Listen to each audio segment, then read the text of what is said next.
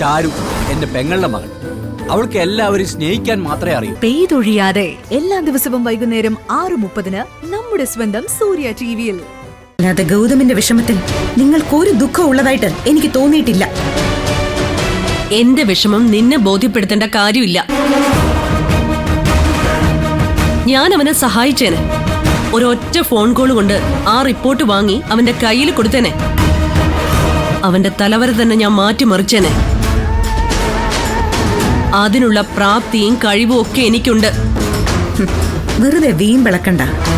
ഈ ബിസിനസ് ലോകത്ത് നിങ്ങൾ മാത്രമല്ല തലയെടുപ്പോടെ നിൽക്കുന്നത്, വേറെയും ആൾക്കാരുണ്ട്. ഗൗതം രാജശേഖരൻ സാറിനെ കാണാൻ പോകുന്നുണ്ട്. ആരുടെയും സഹായമില്ലാതെ ഗൗതം ആ റിപ്പോർട്ട് നേടിയെടുക്കുകയും ചെയ്യും. നീ ഈ പറഞ്ഞ രാജശേഖരൻ സാറിനെയൊക്കെ എനിക്കും അറിയാം. അവിടെയും ഗൗതം പരാജയപ്പെട്ടാലോ? ഞാൻ നിനക്ക് ഉറപ്പു തരാം. ഇന്ന് ഗൗതമിന്റെ കയ്യില് ആ സോയിൽ ടെസ്റ്റിന്റെ റിപ്പോർട്ട് കിട്ടിയിരിക്കും. നാളെ കൺസ്ട്രക്ഷൻ തുടങ്ങിയിരിക്കും. ദാ ഇവിടെ നിന്നുകൊണ്ട് ഞാൻ ഗൗതമിന്റെ ആദ്യ വിജയം നിനക്ക് കാണിച്ചു തരാം. പക്ഷേ അതിനൊരൊറ്റ കണ്ടീഷൻ, ഒരേ ഒരു കണ്ടീഷൻ. നീ ഗൗതമിന്റെ ജീവിതത്തിൽ നിന്നും ഇറങ്ങിപ്പോണം.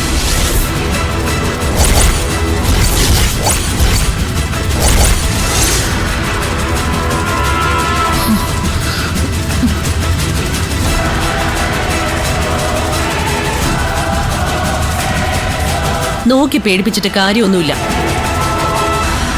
അവനെ വിട്ട് പോകാൻ നോക്ക്. ഗൗതം എങ്ങനെയാണ് പഴയതുപോലെ നമ്പർ 1 ബിസിനസ്മാൻ ആകുന്നതെന്ന് ഞാൻ കാണിച്ചു തരാം. നിധി, ഇത് എന്റെ ഒരു അപേക്ഷയാണെന്ന് കരുതിയാ മതി. അവനൊന്ന് സന്തോഷിച്ചോട്ടെ, ജീവിതത്തിലേക്ക് തിരിച്ചു വന്നോട്ടെ. നീ ഒന്ന് മനസ്സ് കാണിക്ക് നിധി. ഒന്ന് ഒഴിഞ്ഞു തന്നൂടെ നിനക്ക്? ഞാൻ ഒഴിഞ്ഞു പോയാൽ ഗൗതം സന്തോഷത്തോടെ ജീവിക്കുമെന്ന് കരുതുന്നുണ്ടോ? അതൊക്കെ നിന്റെ വെറും തോന്നല് മാത്രമാണ്. ഞാൻ പറഞ്ഞില്ലേ, നിന്നെ വിവാഹം കഴിക്കുന്നതിന് മുന്നേ മാത്രമേ അവൻ സന്തോഷിച്ചിട്ടുള്ളൂ. ഇപ്പൊ സങ്കടക്കടലിലാണ് എന്റെ ഗൗതം. അവൻ തിരിച്ചു വരും.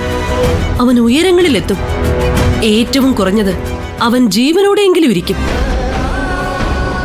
ഒരേ ഒരു കണ്ടീഷൻ, ഞാൻ അവനെ അവന്റെ പഴയ സന്തോഷത്തിലേക്ക് തിരിച്ചു കൊണ്ടുവരണമെങ്കിൽ എന്നേക്കുമായി അവനെ ഒന്ന് നീ വിട്ടുപോയി തരണം. അതിനെക്കുറിച്ച് ആലോചിക്ക. നീ പോയാ ചിലപ്പോ കുറച്ചു ദിവസം അവന് സങ്കടമൊക്കെ കാണും. പക്ഷെ അവനൊരു ബിസിനസ്മാൻ കൂടിയാണ്. വരുന്ന നേട്ടങ്ങളൊക്കെ കണ്ടു തുടങ്ങുമ്പോ പതുക്കെ പതുക്കെ അതൊക്കെ അങ്ങ് മറക്കും.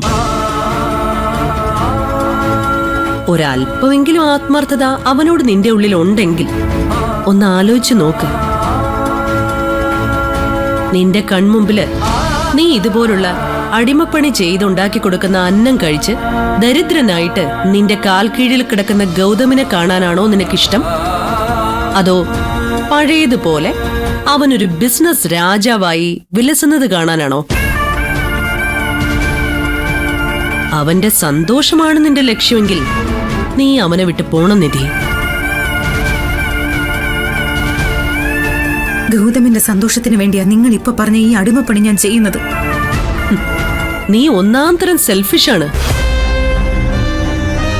താനീ സ്വാർത്ഥ. അതാണ് നീ. എന്നും അവന് നിനക്ക് നിന്റെ ചൊൽപ്പടിക്ക് കിട്ടണം. അതുകൊണ്ട് മാത്ര അവനെ നീ ഇങ്ങനെ അരയിൽ കയറ് കെട്ടി കളിപ്പിക്കുന്നത്. സ്നേഹം ഉണ്ടെന്ന് ധരിപ്പിച്ച് അവന് രക്ഷപ്പെടാൻ അനുവദിക്കാത്തത്. എന്തിനെങ്ങനെ ഇല്ലാത്ത കാര്യങ്ങൾ പറയുന്നത്? ഗൗതമിന്റെ സന്തോഷത്തിനപ്പുറം എനിക്കൊന്നുമില്ല. അങ്ങനെയാണെങ്കിൽ നീ അവനെ ഒഴിഞ്ഞു പോവല്ലേ നിധി വേണ്ടത്? ആകാശം ഇടിഞ്ഞു വീഴുന്നുവെന്ന് പറഞ്ഞാലും കുലുങ്ങാത്ത ഗൗതം ഇപ്പൊ തളർന്നു തുടങ്ങിയിട്ടുണ്ടെങ്കിൽ അവൻ ഏതോ ദുരന്തത്തിലേക്ക് പോകുന്നതിന്റെ ലക്ഷണമാണത്.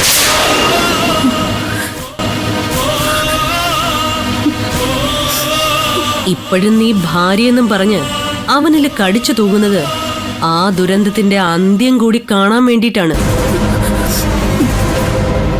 നിങ്ങളുടെ മകനെ പോലെയാണെന്നാണല്ലോ പറഞ്ഞു നടക്കാറ്. ആ മനുഷ്യനെ കുറിച്ച് ഇങ്ങനെ നെഗറ്റീവായി പറയുന്നത് കേൾക്കുമ്പോ അത് കേൾക്കാൻ തന്നെ ബുദ്ധിമുട്ടുണ്ട്. എങ്കിൽ നീയൊന്ന് പോയി താ, എന്റെ മോനൊന്ന് രക്ഷപ്പെട്ടോട്ടെ.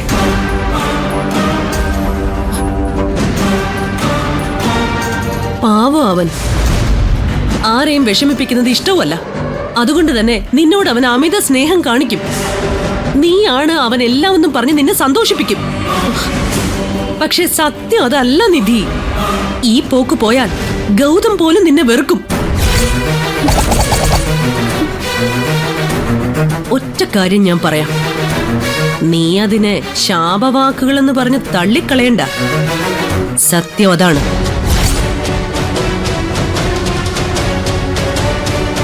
ഗൗതം ജീവിച്ചിരിക്കണോ വേണ്ടയോ എന്ന് നിനക്ക് തീരുമാനിക്കാം.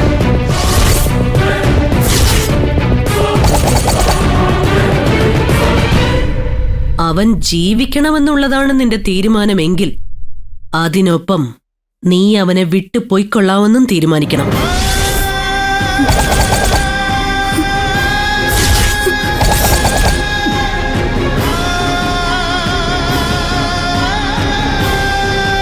ആലോചിക്ക്, എന്ത് വേണമെന്ന് ആലോചിക്ക്.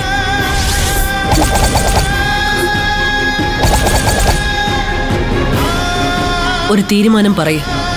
എന്തിനാ വെച്ച് നീട്ടുന്നത്?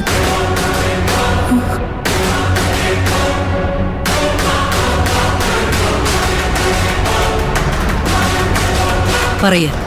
ഇന്നും രാജശേഖരൻ സാറിനെ കണ്ട് തോറ്റ് തകർന്നു വന്നിരിക്കുന്ന ഗൗതമിനെ നിനക്ക് കാണണ്ട എങ്കിൽ ഞാൻ പറഞ്ഞ കണ്ടീഷൻ സമ്മതിച്ചേക്ക്. അവൻ ജീവനോടെ ഇരിക്കുന്നുവെന്ന് അറിയുകയെങ്കിലും വേണമെങ്കിൽ അവൻ പോലും അറിയാതെ അവനെ വിട്ടു പോവുക എന്ന സൽക്കർമ്മമാ നീ ചെയ്യേണ്ടത്.